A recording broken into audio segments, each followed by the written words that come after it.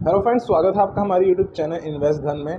तो आज का जो टॉपिक है वो काफ़ी इंटरेस्टिंग है एंड हमारे कुछ सब्सक्राइबर्स का एक मैसेज आया था हमें कि वो कहते कि आप हमेशा ज़्यादा इन्वेस्टमेंट करने को कहते हैं इतने करोड़पति बनने के लिए। अगर हमारे पास सिर्फ 1000 रुपये हैं तो हम कैसे करोड़पति बन सकते हैं। तो कोई ऐसी स्कीम बताएं जिसमें कम निवेश करके भी हम करोड़पति बन सकें। तो आज वही स्कीम मैं आपके लेके आया हूँ कि आप अपनी कम इन्वेस्टमेंट से भी करोड़पति बन सकते हैं। ऐसा ज़रूरी नहीं कि अगर ज़्यादा पैसा हो तभी आप करोड़पति बन सकते हैं।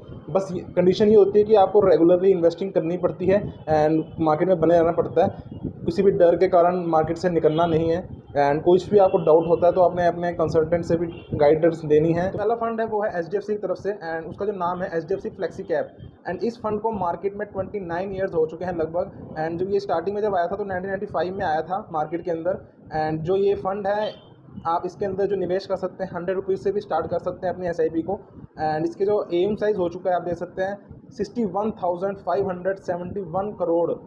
काफ़ी बड़ा एम साइज़ हो चुका है एंड जो इसकी करंट एनएवी है वो है 1841।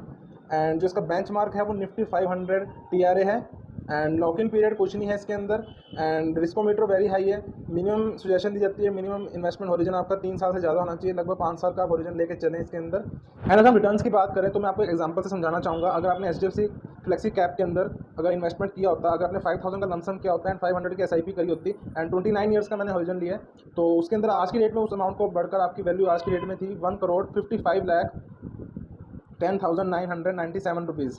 तो आज की डेट में ये वैल्यू हो चुकी है आपके अमाउंट की। तो आप देख सकते हैं काफ़ी कम अमाउंट से भी आप करोड़पति बन सकते हैं, मगर कंडीशन ये होती है कि आपको टाइम देना पड़ता है, पेशेंस का खेल है सारा कुछ। तो इस चीज़ का आपने हमेशा ध्यान रखना है। एंड अगर आपने सिर्फ 1000 रुपये की एसआईपी भी करी होती तो आज की डेट में वो अमाउंट हो चुका है 2,81,10,544। तो आप देख सकते हैं आपने जो इन्वेस्टमेंट अमाउंट था सिर्फ आपका 3,48,000, मगर जो आप आज की डेट में वो वैल्यू 2 करोड़ से भी ऊपर बन चुकी है। तो ये पावर होती है पेशेंस की। जो नेक्स्ट फंड है अगर हम उसकी बात करें वो है Nippon India growth fund. And ये एक मिड कैप कैटेगरी का फंड है एंड काफ़ी ओल्ड फंड हो चुका है ये भी। एंड इसका भी जो एन करंट चल रहा है 3990.45 का एन चल रहा है। एंड ये मिड कैप कैटेगरी के अंदर है तो ये मिड कैप के स्टॉक्स के अंदर ही से इन्वेस्टमेंट रहेगी इसकी। एंड ये फंड भी 1996 के अंदर आया था मार्केट के अंदर और अभी तक इसने काफ़ी अच्छा रिटर्न जनरेट करके दिया है। अगर मैं इसकी कैलकुलेशन की बात करूं, इसने सिंस एक्सपेक्शन 23% का रिटर्न दिया है अभी तक मार्केट के अंदर। तो काफ़ी अच्छी फंड है ये। तो इसके अगर मैं आपको कैलकुलेशन करके बताऊं तो अगर आपने 10,000 की लमसम किया होता और सिर्फ 500 की एसआईपी करी होती 28 ईयर्स के लिए, तो अभी तक जो आपका अमाउंट बढ़कर हो चुका है 2,22,73,092 रुपीज़। तो आप ले सकते हैं 23.7% का रिटर्न लगाया हमने, कैलकुलेट किया है जो रिकॉर्ड्स में मेंशन किया गया है। तब से लेकर अभी तक इन्होंने 28 ईयर्स के अंदर 23% का रिटर्न इन्होंने दिया है पर एनम। तो आप देख सकते हैं टोटल इन्वेस्टमेंट आपकी सिर्फ 1,78,000 थी एंड आपका जो उस अमाउंट को बढ़कर 2 करोड़ से भी ऊपर का अमाउंट बन चुका है। एंड अगर सिर्फ आपने 500 की एसआईपी ही करी होती, लमसम ना किया होता, तो आज की डेट में आपकी जो वैल्यू बन चुकी है 1,82,86,603 रुपीज़। खाली 500 रुपये से भी आप करोड़पति बन सकते थे अगर आपने 28 ईयर्स पहले इन्वेस्टमेंट करी होती है। तो ये पावर होती है पेशेंस की एंड आप मार्केट में जितनी देर तक बने रहते हैं, जितनी भी आप इन्वेस्टमेंट म्यूचुअल फंड में करते हैं, इसके अंदर सिर्फ पेशेंस का खेल होता है। किसी भी न्यूज़ कभी भी आपने कोई भी प्रॉब्लम आती है आपको, तो आप किसी से कंसल्ट करें, अपने एडवाइज़र से या किसी से।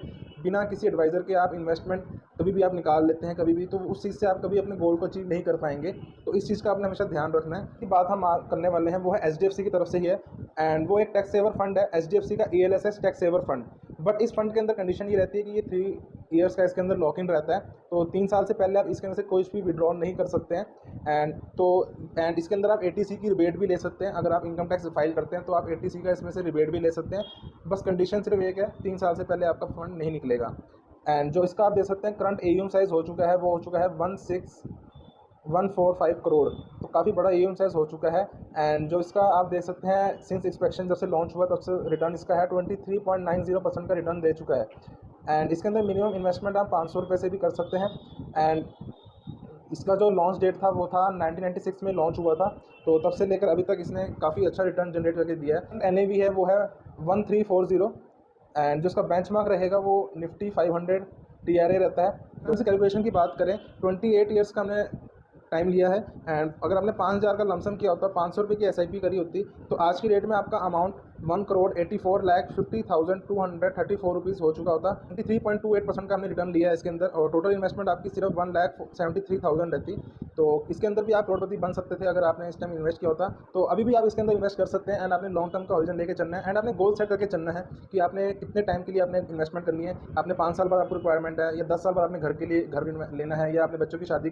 तो आपने हमेशा गोल बेस्ड इन्वेस्टमेंट करनी होती है अपनी। अगर आपका कोई भी गोल होता है, अगर आपने 10 साल बाद घर लेना है, तो हमें 10 साल तक इन्वेस्ट करना है। अगर बीच में आपको रिक्वायरमेंट होती है, आप फटाफट म्यूचुअल फंड को रिडीम करते हैं, तो उससे आपका कभी भी गोल सेट नहीं हो पाएगा, एंड आप लॉन्ग टर्म में अच्छा गेन नहीं ले पाएंगे। एंड जो आपका जो हम एग्जांपल देते हैं करोड़पति बन जाएंगे आप, जो भी है वो आपका गोल कभी अचीव ही नहीं हो पाएगा, क्योंकि आप बीच में हमेशा विड्रॉल कर लेंगे। कोई भी आपको नीड आएगी तो आप उसमें विड्रॉल, हम सब म्यूचुअल फंड से पहले विड्रॉल करते हैं लोग। तो इस चीज़ का अपना हमेशा ध्यान रखना है, एंड लॉन्ग टर्म हॉरिजन लेके चलना है। शॉर्ट टर्म के लिए दूसरे म्यूचुअल फंड्स होते हैं, उसकी वीडियो मैंने बना रखी है, जरूर उसको देखें। अगर आपने शॉर्ट टर्म आपका गोल है, अगर आपने 1 साल या 6 महीने के लिए पैसा भी रखना है, उसके लिए म्यूचुअल फंड अलग होते हैं। आपने जब इनके लिए आपने जो मैंने बताया वो फंड, इसके लिए लॉन्ग टर्म का हॉरिजन लेना है, मिनिमम 5 ईयर्स। तो ओके फ्रेंड्स, अगर आप कोई भी डाउट हो इसके रिगार्डिंग तो कमेंट करके पूछ सकते हैं। अगर आप अपनी इन्वेस्टमेंट जर्नी को स्टार्ट करना चाहते हैं म्यूचुअल फंड की, लिंक डिस्क्रिप्शन में दे रखे हैं। मैंने अपना व्हाट्सएप नंबर का भी लिंक डिस्क्रिप्शन दे रखा है। आप उसमें अपना पोर्टफोलियो डिजाइन करवा सकते हैं अपनी नीड के अकॉर्डिंग। एंड कोई भी डाउट हो तो आप मुझे व्हाट्सएप पे क्वेरी कर सकते हैं। Okay friends, have a nice day, bye bye.